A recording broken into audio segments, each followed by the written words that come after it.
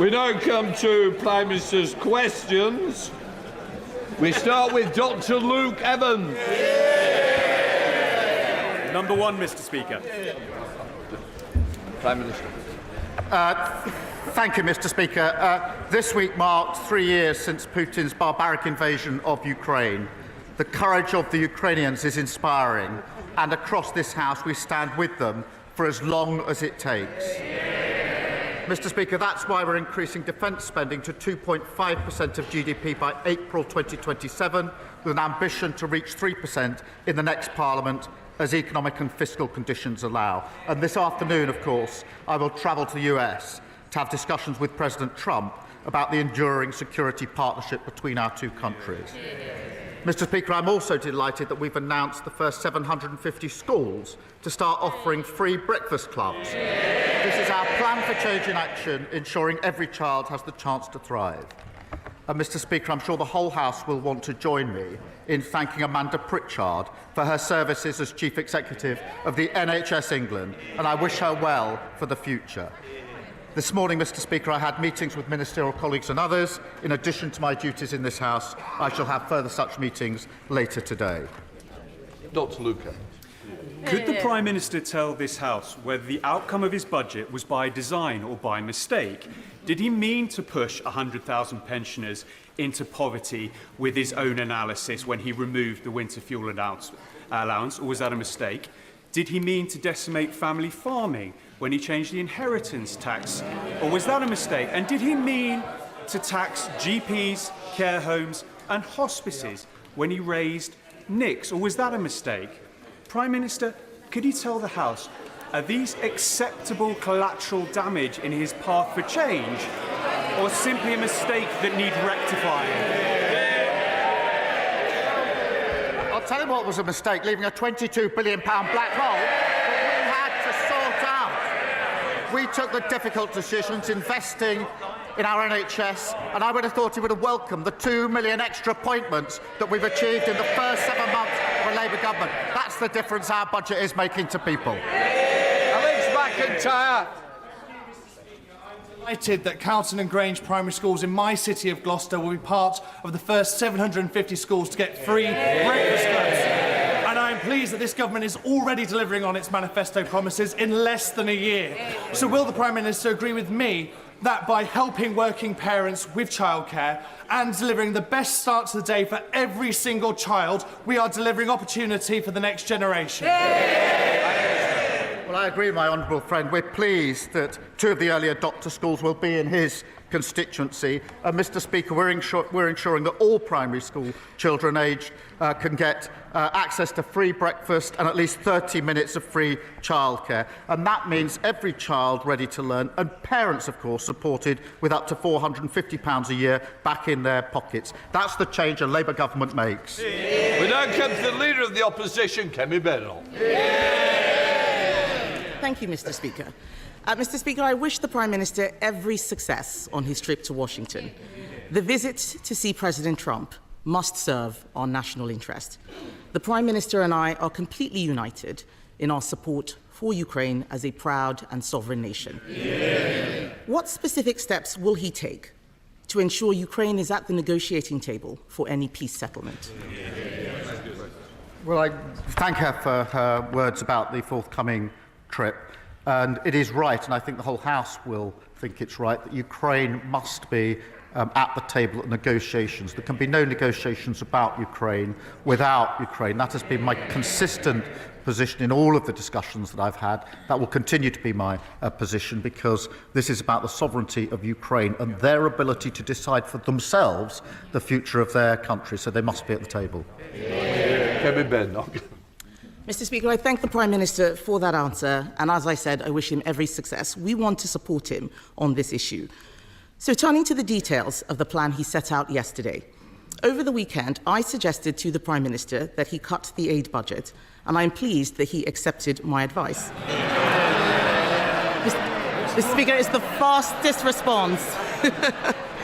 It's the fastest response I've ever had from the Prime Minister. However, he announced £13.4 billion in additional defence spending yesterday.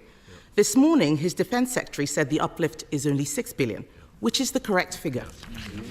Prime Minister. I'm going to have to let the Leader of the Opposition down gently. She didn't feature in my thinking at all. I was so busy over the weekend I didn't even see her proposal. I think she's appointed herself, saviour of the Western civilization. It's a desperate search for relevance. But, Mr. Speaker, look, if you take the numbers for this financial year and then the numbers for the financial year 27-28, that's £13.4 billion increase.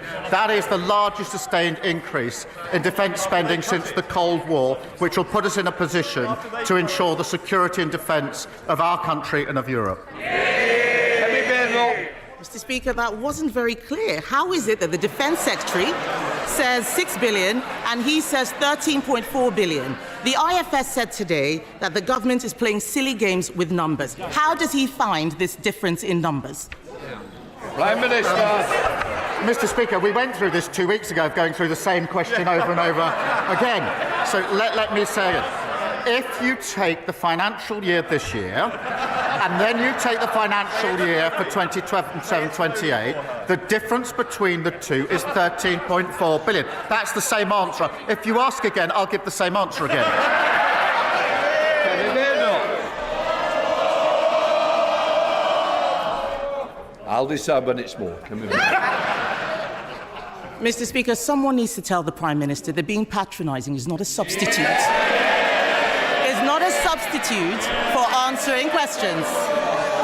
It's not a substitute. He hasn't answered. What he has said is different from what he said yesterday. We are still not clear where the money is coming from. We want to support him. He's also said that we should put British troops on the ground in Ukraine. We haven't seen the detail of any proposals. Would his new spending plans allow him to fund this commitment effectively? Prime Minister. I mean, I think it's the same question again. It's £13.4 billion. That's the difference between this year and 2020. She asked a serious question about the security guarantees in Ukraine, and that is extremely important, because the worst of all outcomes, if there's to be a cessation of hostilities, is that it is a short break rather than sustained and lasting peace. And I think that that means there's got to be security guarantees. I've indicated that we will play our full part. There has to be US backing, because otherwise I don't think it will deter Putin. We are working on that. I'm having extensive discussions about it, not in a position to put details before the House, as she well knows today, but I'll continue down that route, because I want a lasting peace in Ukraine and Europe for the safety and security of Ukrainians, of Europeans, and of course for everybody in this country.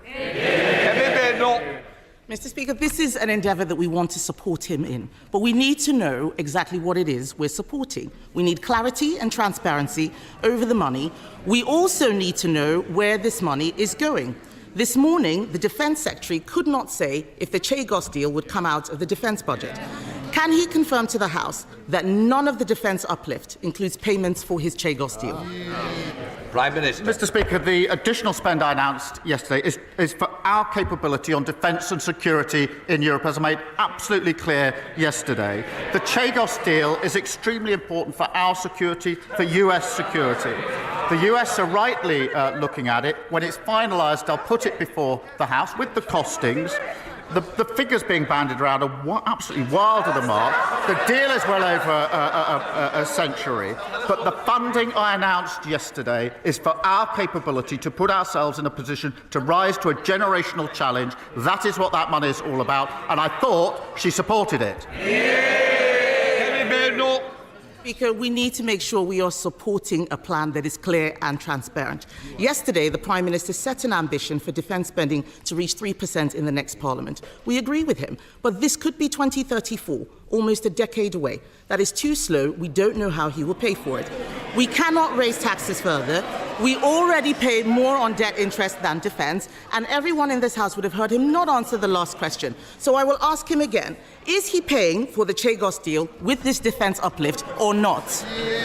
Prime Minister. Speaker, I've just dealt with that question. She gave her...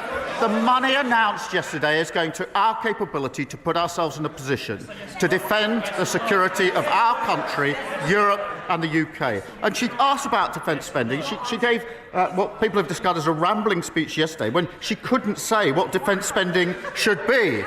We've been absolutely clear. We've set it out, a full, credible, costed plan, and I thought she supported it. Holly Billington. Thank you, Mr. Speaker. The Prime Minister will be aware that in coastal communities like mine in East Thanet, people develop cancer earlier, get treated and diagnosed later, and die younger. Can he give the House an update on the plans for the government to implement the recommendations by the Chief Medical Officer, Chris Whitty, into tackling poor health in our seaside towns? Prime Minister. Well, I thank her for raising this.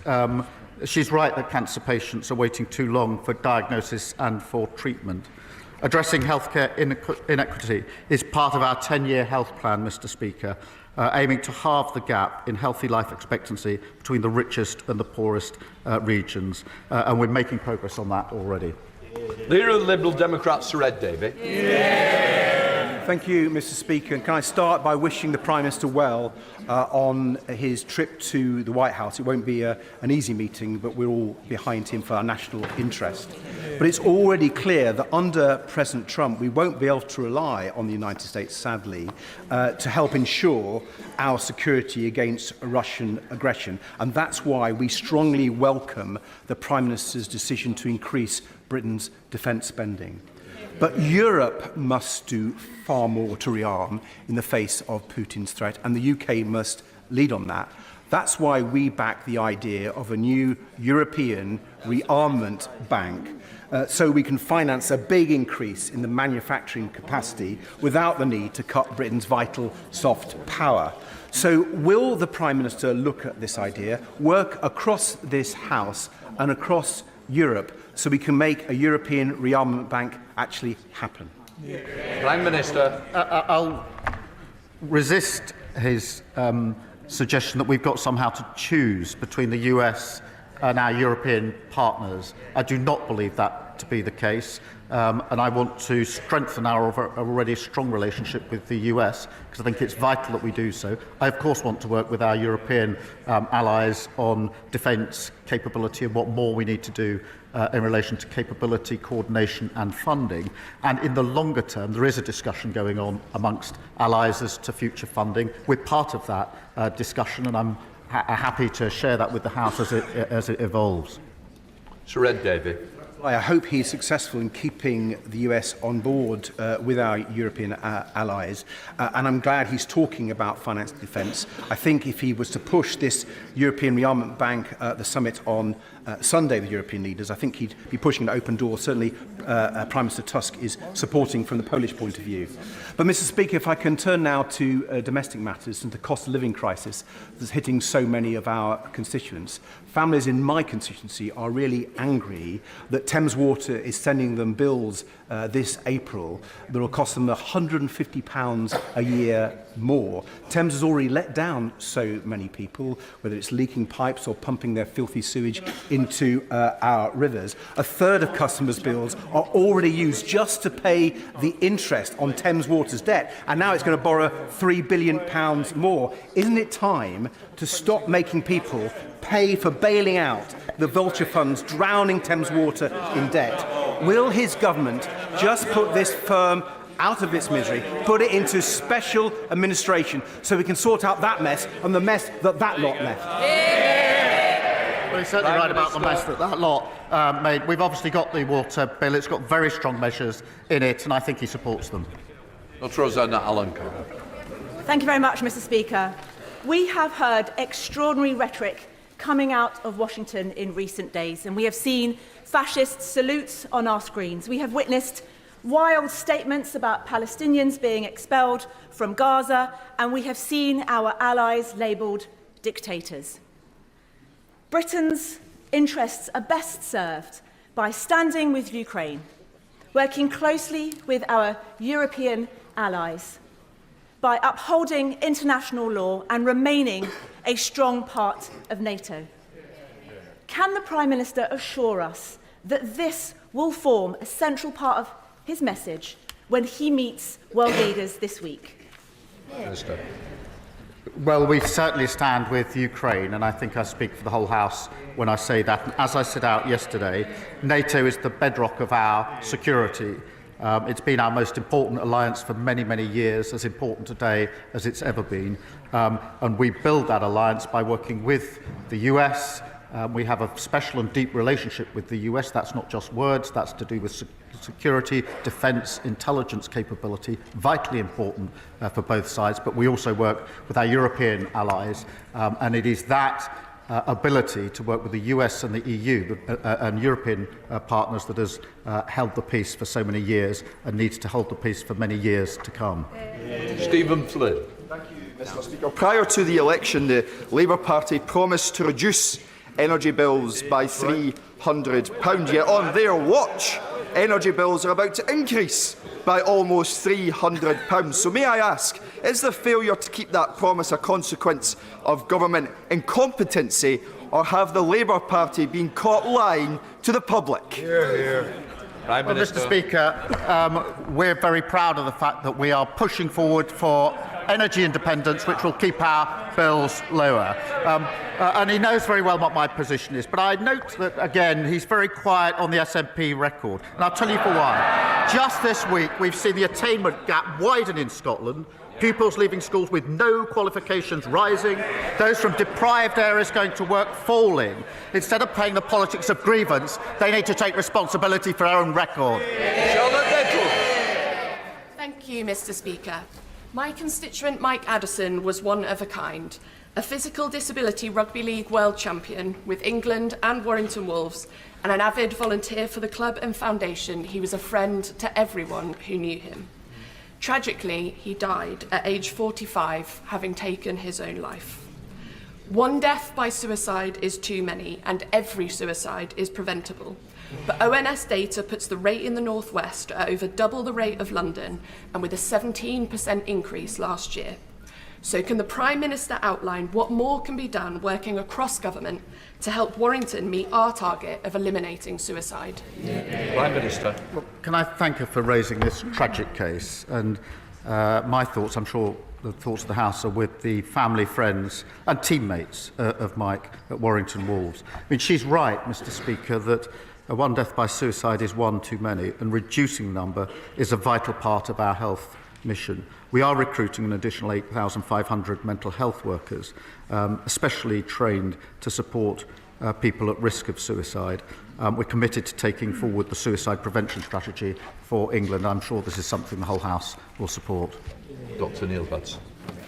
Thank you, Mr. Speaker. I welcome the Prime Minister's statement committing us to increased defence spending and reaffirming the UK's support for Ukraine and their democratically elected leader, President Zelensky. A wartime leader, like Winston Churchill, who also had to delay elections because his country faced an existential threat. As the Prime Minister travels to Washington, with this House and the country willing him to succeed, will he invoke the legacy of Churchill in making the case for the UK to be the key in bridging transatlantic relations, to bring us all together for the sake of freedom and democracy across the world? Prime Minister. I thank him for his question. Can I pick up on both elements? Because President Zelensky is a democratically elected leader, and suspending elections was precisely what we did in this country when we were fighting in the Second World War. And secondly, on his point, yes, I do think that the UK has successfully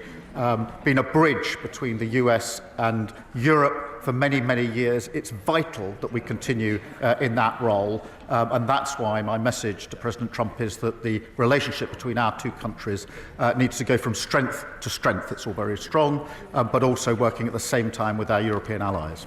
Jessica Teal. Thank you, Mr. Speaker. On Monday night, there was a brutal double stabbing in my constituency. This adds to a long line of horrific knife attacks that have included 3 fatalities over the past 2 years. I know the Prime Minister is aware of the particular challenges we face in Bournemouth, and while crime has been going down, I know there is much more he will want to do. So will he join me in praising the crucial work that organisations like Changes Are Made, who give positive activities like boxing to young people, and will he share what more the government can do to tackle knife crime in communities like mine? Prime Minister. Thank you for raising this really important issue. Yesterday we introduced our crime and policing bill, which is central to our plan for change and halving knife crime. It involves new powers to seize and destroy knives found on private property and a new criminal offence of possessing a bladed article with intent to cause harm. Plus, Mr Speaker, tougher penalties for selling dangerous weapons to under-18s, stricter rules for online sales under Ronan's law, and we'll continue with that work. Rankin. Thank you, Mr Speaker. The floods of 2013-14 devastated Datchet, Horton and Wraysbury, and the flooding last January wasn't much better. But shockingly, the River Thames scheme as currently proposed continues to leave my constituents at risk. The Council was asked to cough up tens of millions, but like very many, is cash-strapped. Does the Prime Minister, therefore, agree with me that the only option to protect my constituents is funding Channel 1 of the River Thames scheme as the national strategic infrastructure, which it really is? Prime Minister. Well, I know the honourable member has raised this issue before, and it's obviously an important issue for his constituents. We inherited flood defences in their worst state on record, Mr Speaker, and that's why we're investing £2.6 billion to protect over 50,000 properties. I understand that the options to reduce flood risk to these communities are being considered as part of the Datchet and Hythe End Flood Alleviation Scheme, and I'll ensure that he has a meeting with the relevant minister to take forward the work. Sally Jameson. Thank you, Mr Speaker. In order for the government's growth agenda to be a success, it must be felt in all areas of the country, including Doncaster and South Yorkshire, where we have green growth transport companies, including hybrid air vehicles and clean power hydrogen, alongside the reopening of Doncaster Sheffield Airport. So will the Prime Minister put on his record support for Mayor Ros Jones, who has led on the airport reopening, and also set out how the growth agenda will override those traditional patterns of investment mainly in the south of England and bring prosperity to South Yorkshire and indeed the north as a whole? Prime Minister. Yes, I will.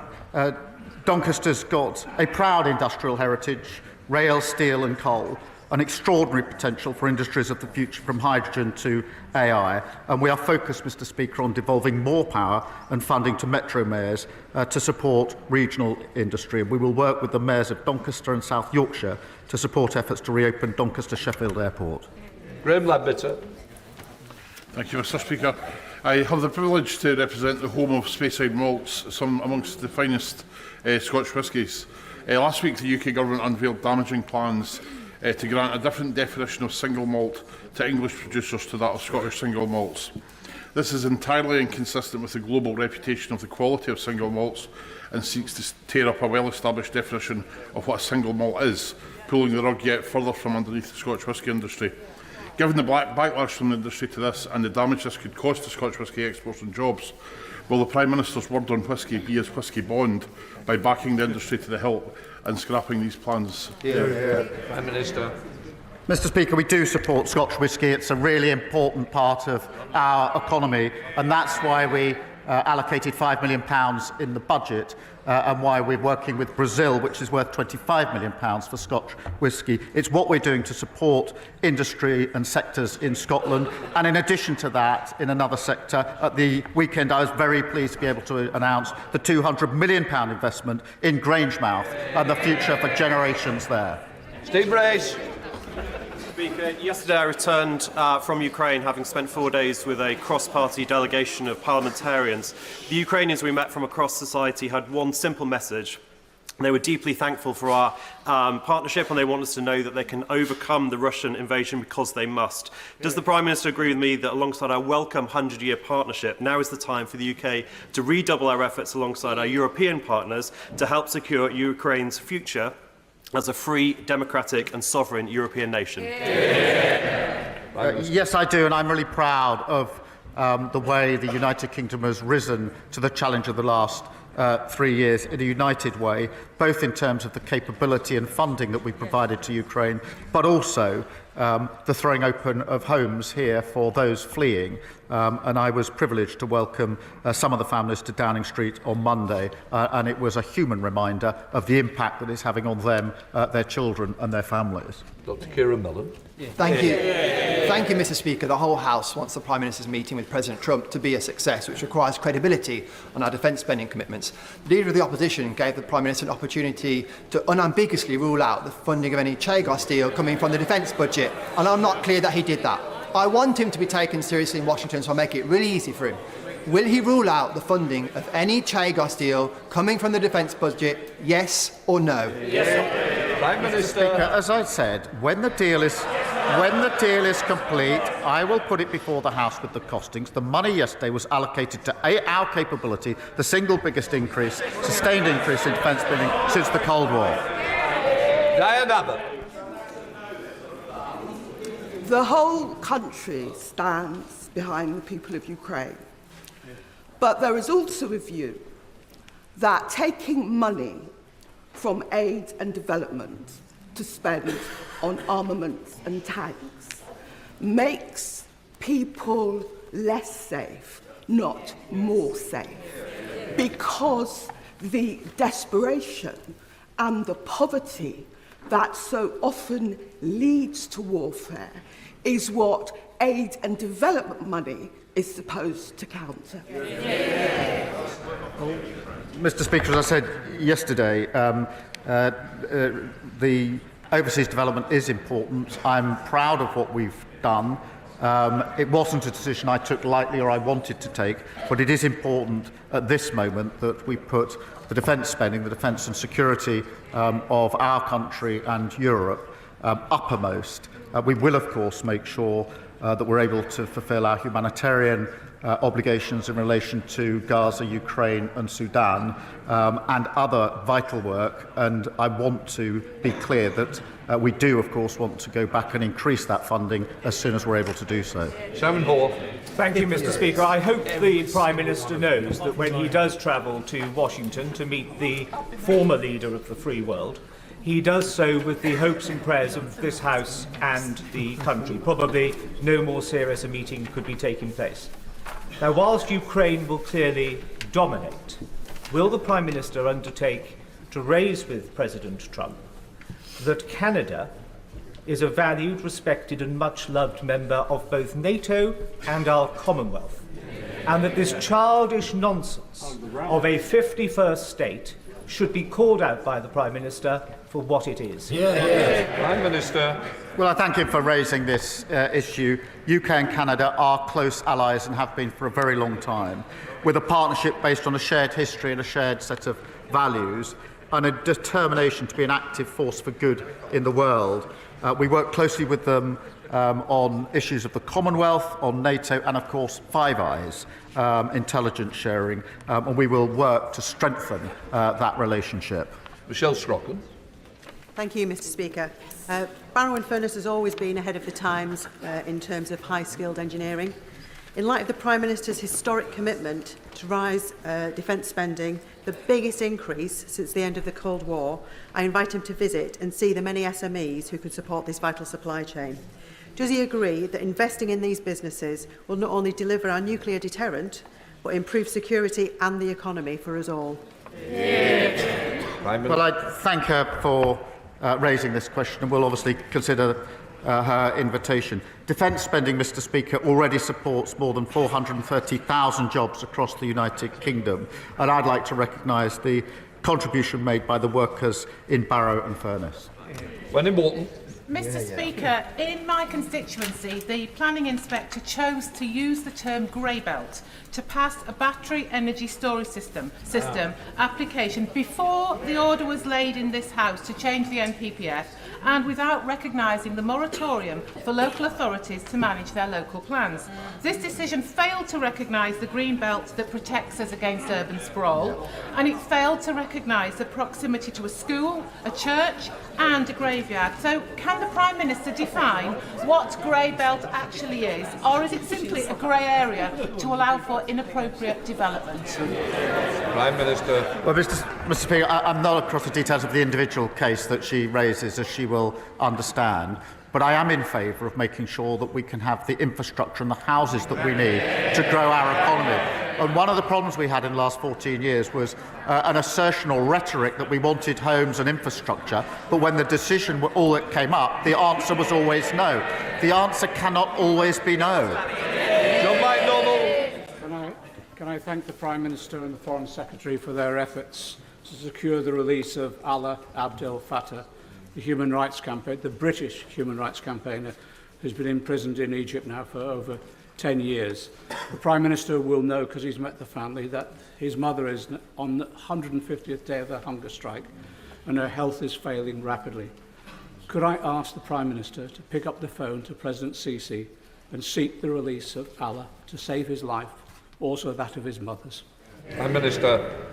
Well, I thank him for raising this really important case, and as he says, I did meet the mother and the family just a few days ago, and it is an incredibly difficult situation for them, and I can assure him I will do everything I can to ensure the release in this case, and that includes phone calls as necessary. I've raised it before, I'll raise it again, we raise it and will continue to do so. I gave my word to the family that that's what I do, that I will do, and I will. People in Northern Ireland are sick to the teeth of paramilitaries, of the menace, of the sectarianism and of keeping people stuck in the past. In light of the announcement yesterday on transition, does the Prime Minister recognise that people will be highly sceptical of this process, that there must be real learnings from the failed transitions of the past, that there can be no rewards for paramilitaries for hanging on, robust criminal justice, the flags off the lampposts and on street corners, and community-funded policing to allow communities that have been brutalised by paramilitaries to finally look forward to a confident and shared future? Prime Minister. Well, can I thank you for raising this important and obviously sensitive issue? We are committed to making progress towards ending paramilitarism once and for all in Northern Ireland, and that's why we've agreed to support a short independent exercise to look at a formal process, and I'll make sure that the Secretary of State for Northern Ireland keeps her updated. Rishi Sunak. Mr. Speaker, prostate cancer is now our country's most common cancer, and yet there is no national screening programme. We made progress towards this in government, but yet there is more to do, which is why I'm delighted to have joined Prostate Cancer Research, the charity, as an ambassador. I'm grateful to the Health Secretary for his engagement thus far, and could I ask the Prime Minister to ensure that we do have a targeted national screening programme for the most at-risk groups of prostate cancer, so that we can not only save the NHS money, make progress towards the government's early diagnosis targets, but most crucially, save thousands of lives? Prime Minister. Well, can I thank him for raising this, and can I thank him for using his authority and reputation to support this vital cause, which will make a material difference, and I look forward to working with him on it. We do share a commitment to detecting prostate cancer earlier and treating it faster, and we must do that. Our National Cancer Plan will improve the way we treat cancer right across the country, and I'll make sure he's fully informed of the steps that we're taking, and we'll work with him. Ruth Jones. Thank you, Mr. Speaker. Will the Prime Minister join with me in wishing all Welsh citizens everywhere a very happy St David's Day on Saturday?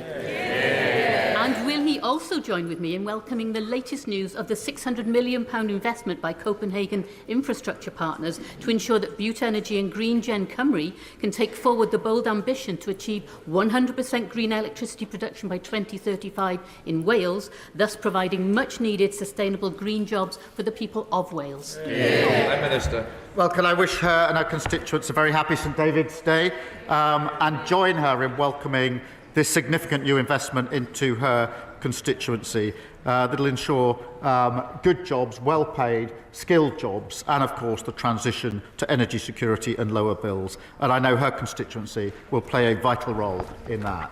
Jeremy Hunt.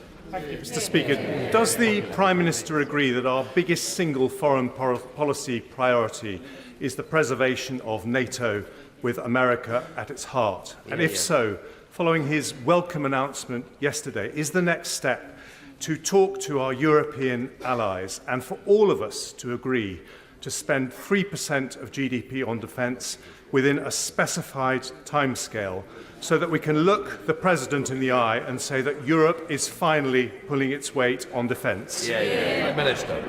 Well, I agree with him entirely in terms of the priority in terms of NATO. Putin thought he could weaken NATO. He's only made it stronger and larger. NATO's strength comes from the US and European partners and others working together, and that is absolutely the focus of my work at the moment.